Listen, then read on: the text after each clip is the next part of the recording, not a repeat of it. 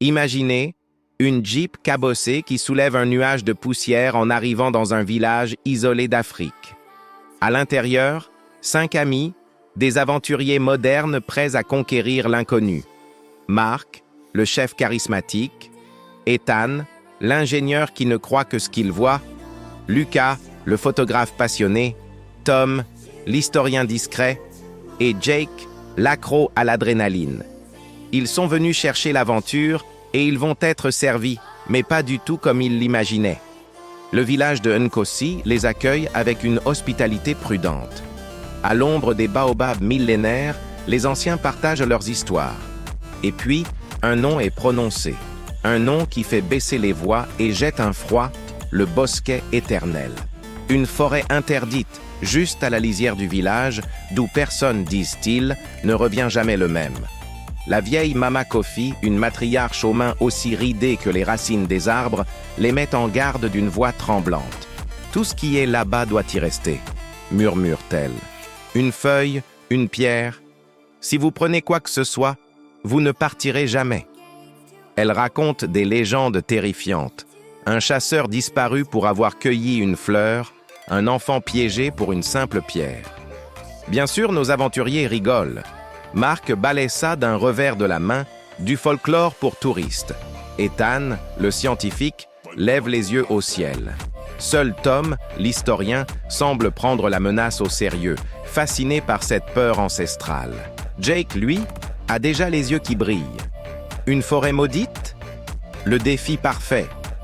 Le lendemain matin, malgré les supplications des villageois, la décision est prise. La curiosité est trop forte. Armés de machettes et d'une carte dessinée à la va-vite, ils s'enfoncent sous le couvert des arbres, leur rire se perdant dans le silence de la forêt. Et dès les premiers pas, l'atmosphère change. La lumière devient irréelle, filtrant à travers les feuilles en rayons dorés. Des oiseaux aux couleurs incroyables chantent des mélodies étrangement humaines. L'air lui-même semble vibrer d'une énergie palpable. C'est un paradis sauvage, un rêve de photographe pour Lucas et un terrain de jeu pour Jake. Ils marchent pendant des heures, s'enfonçant de plus en plus profondément, jusqu'à déboucher sur une clairière baignée d'une lumière surnaturelle. Et là, au centre, se dresse un arbre monumental. Son écorce est couverte de symboles étranges que Tom identifie comme des runes anciennes. Mais ce qui captive leur attention, ce sont les fruits qui pendent à ses branches.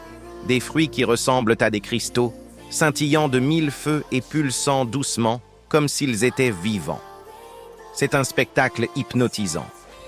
Lucas ne peut s'arrêter de prendre des photos. « C'est irréel », souffle-t-il. L'avertissement de Mama Kofi est complètement oublié. Mark Bravache en cueille un. « Un souvenir pour la postérité », lance-t-il. Un par un, ils cèdent à la tentation. Ethan empoche un pour l'analyser, Tom pour l'étudier, Jake pour le trophée et Lucas pour le photographier de plus près. Ils ont scellé leur destin. Au moment où ils se retournent pour partir, tout bascule. L'air devient lourd, oppressant. Les chants d'oiseaux s'arrêtent net. Un froid glacial envahit la clairière. Et, le pire, le sentier par lequel ils sont arrivés a disparu, complètement. Paniqués, ils essaient de retrouver leur chemin, mais chaque tentative les ramène inexorablement à l'arbre maudit. Les boussoles s'affolent, les GPS sont morts et le soleil semble figé au-dessus de leur tête. Le temps s'étire, les heures deviennent des jours, sans que la nuit ne tombe jamais. La logique d'Ethan s'effondre. Il parle d'anomalies magnétiques, mais au fond, il sait que l'explication est ailleurs. Jake, l'intrépide, sent la peur le gagner. Tom serre son fruit de cristal, murmurant des légendes sur des prisons végétales. La forêt n'est plus un décor, elle est vivante, et elle les observe. Et puis, les murmures commencent. Des voix faibles, portées par le vent, qui semblent dire « Rendez ce qui nous appartient » ou « Restez pour toujours ». Dans un geste de désespoir, Jake lance son fruit vers l'arbre, mais celui-ci roule et s'arrête à ses pieds. Ethan tente de l'écraser sous une pierre, mais le fruit se reforme instantanément dans sa main.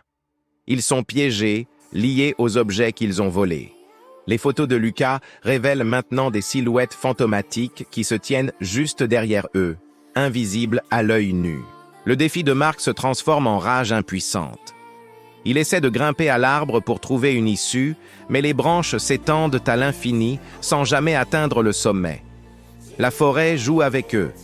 La nuit ne vient toujours pas, mais le sommeil, lui, les submerge. Et avec lui, les cauchemars. Des visions terrifiantes de ceux qui sont venus avant eux et qui ont commis la même erreur. Mark voit des visages anciens, figés dans l'écorce de l'arbre. Ethan rêve d'un autre scientifique, hurlant alors que des racines l'engloutissent. Lucas se réveille en sursaut, son appareil photo diffusant des images d'eux-mêmes, mais vieillis, décharnés, toujours piégés dans la clairière. Ils comprennent enfin. Ils ne sont pas seulement perdus, la forêt les a réclamés. Le bosquet n'est pas un lieu, c'est un gardien, et ses trésors sont son sang. En prenant les fruits, ils ont signé un contrat. Les jours, ou peut-être les semaines, se fondent les uns dans les autres. La faim les tiraille, mais toute nourriture qu'ils trouvent se transforme en cendres dans leur bouche. Les fruits de cristal, eux, deviennent plus lourds, plus chauds, comme s'ils fusionnaient avec leur corps. Les murmures s'intensifient, prenant le son de leur propre voix. « Vous avez choisi ceci ». La panique cède la place à la résignation. Lucas propose une dernière tentative. Rendre les fruits. Il les raccroche cérémonieusement aux branches, mais l'arbre les rejette, les fruits retombant à leurs pieds.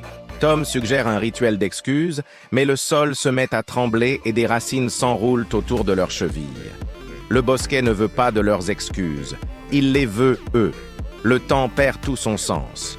Leurs vêtements tombent en lambeaux, leurs visages se creusent.